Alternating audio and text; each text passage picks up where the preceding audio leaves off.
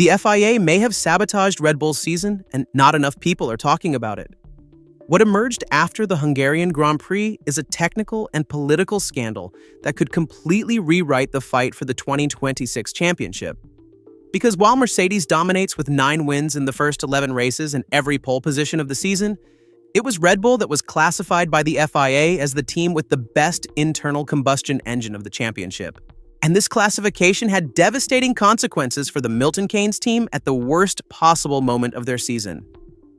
Let's take a step back to understand the severity of the situation, because without this context, the scandal can't be understood. The FIA has a program called ADUO, which stands for Additional Development and Upgrade Opportunities. In practice, manufacturers with less performant engines receive special permission to develop and improve their units during the season, even when development would normally be frozen. Whoever is judged to be the best, on the other hand, remains completely locked out, unable to touch anything. And after the first official measurements taken in Miami, the FIA determined that the Red Bull powertrain's engine was the best on the grid. The result is that Red Bull was completely denied access to the ADUO program. Mercedes, on the other hand, was given the green light to keep developing. Think for a moment about what that means in practice. The team dominating the championship and winning practically everything receives regulatory help to improve their engine even further.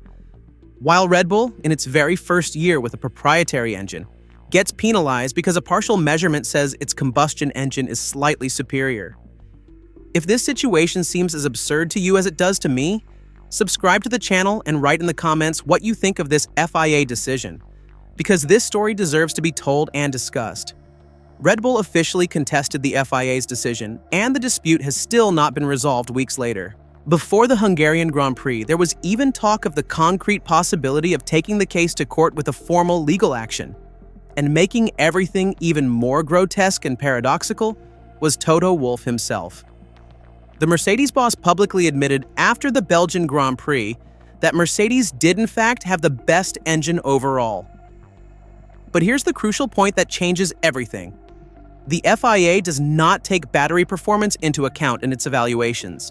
It measures only the internal combustion engine in isolation, and on that partial basis decides who can keep developing and who must stay still. It's like judging a boxer solely on the strength of his right hook, completely ignoring the left, the defense, the footwork, and the stamina. An incomplete evaluation that produces unjust decisions. Verstappen was direct and blunt as always when asked what the main priorities were for the second half of the season. He said that first of all, they need to significantly improve the car's overall performance. Then, they need to solve the mysterious performance loss issues that occurred during the weekend, and even from the first lap to the last lap of the same race. And finally, he added, in a tone that betrayed all his frustration, that he too would love to have access to the ADUO program like Mercedes. When Lando Norris, winner of the race in Hungary, commented that Red Bull had more engine power, Verstappen replied cryptically, saying that in some way that was true, but that the situation was much more complicated than it seemed, and that they would analyze everything more carefully after the summer break. But the engine and FIA issue is only the tip of the iceberg of a much deeper crisis, because what is truly destroying Red Bull's season is a structural flaw in the RB22 that no one within the team yet knows how to definitively fix. And here the matter becomes truly worrying for Verstappen's future with the team. The problem is called aerodynamic degradation, and it's very simple to explain but terribly complicated to solve. The RB22 is an extremely sensitive car to variations in the airflow running over the bodywork and under the flat floor. Just an aggressive contact with a curb, a small piece of damage to the underside of the car, or even just a significant change in track conditions, and the entire aerodynamic balance of the car goes completely into crisis. The downforce collapses disproportionately relative to the extent of the damage suffered, and the driver suddenly finds himself with a completely different car from the one he left the pits with just a few laps earlier. Hit like right now on this video if you want me to keep bringing you this in-depth analysis that you won't find anywhere else on the internet. Because what comes next is the real heart of Red Bull's problem. Martin Brundle of Sky Sports recounted that throughout the entire Hungarian Grand Prix, Verstappen constantly complained over the radio about aerodynamic degradation, poor drivability in medium-speed corners, and inconsistent gear shifts in his Red Bull. Despite all these problems, he finished second with some impressive overtakes on Lewis Hamilton under braking. Brundle pointed out that Hamilton was racing cleanly but aggressively under braking, and that Verstappen initially thought the Ferrari driver was being too hard on him.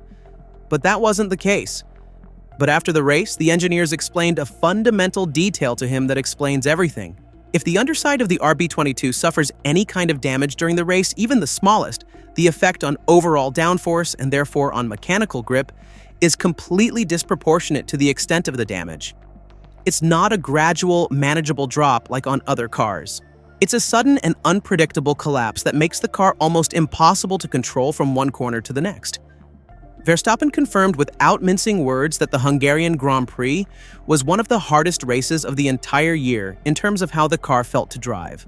He said the feeling with the car was terrible for the whole duration of the race, and that he had to manage the balance corner by corner, constantly adapting to a car that changed behavior in every single section of the Budapest circuit. And both he and teammate Hajar used the exact same word to describe the RB22 that weekend. Impossible. Two drivers with completely different driving styles, the same merciless verdict on the car. Now Red Bull faces a technical dilemma that has no simple solutions, and that could actually make the current situation worse. The team knows perfectly well it needs to build more resistant components during the 4 weeks of the summer break. Parts that don't get damaged so easily on contact with curbs, and that keep the aerodynamic flow stable even in less than perfect conditions. But here's the hidden problem that terrifies the Milton Keynes engineers. Building tougher, more resistant parts almost certainly means adding weight to the car. And the RB22 was already born with a chronic overweight problem that negatively affected the entire first part of the season starting from winter testing. Adding further weight would mean sacrificing performance on the straights and in fast corners. Exactly the areas where Red Bull already has a deficit compared to Mercedes and McLaren. The theoretical alternative would be to completely redesign the RB22's aerodynamic map to widen the operating window of the floor and make the car less vulnerable to degradation.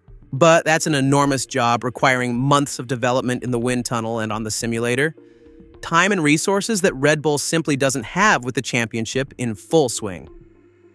Meanwhile, the gap to Mercedes in the Constructors' Championship has exceeded 200 points, and third-place McLaren is on the rise after the upgrades brought to Budapest. And here the circle closes with the engine and FIA issue. Red Bull is trapped between a fragile chassis that loses performance with every contact, an engine it cannot develop due to the FIA's decision, and competitors receiving regulatory assistance. Verstappen hopes the FIA finally shows some common sense in the next evaluation, and recognizes that Mercedes is clearly the benchmark of the championship, not Red Bull. But Formula One history teaches us that common sense and paddock politics rarely go in the same direction.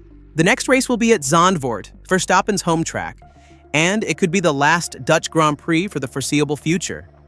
If Red Bull doesn't find concrete solutions during the break, that race risks turning into a sporting funeral in front of the home crowd. Stay on this channel because explosive new developments emerge every day in this saga that is redefining the 2026 Formula One Championship.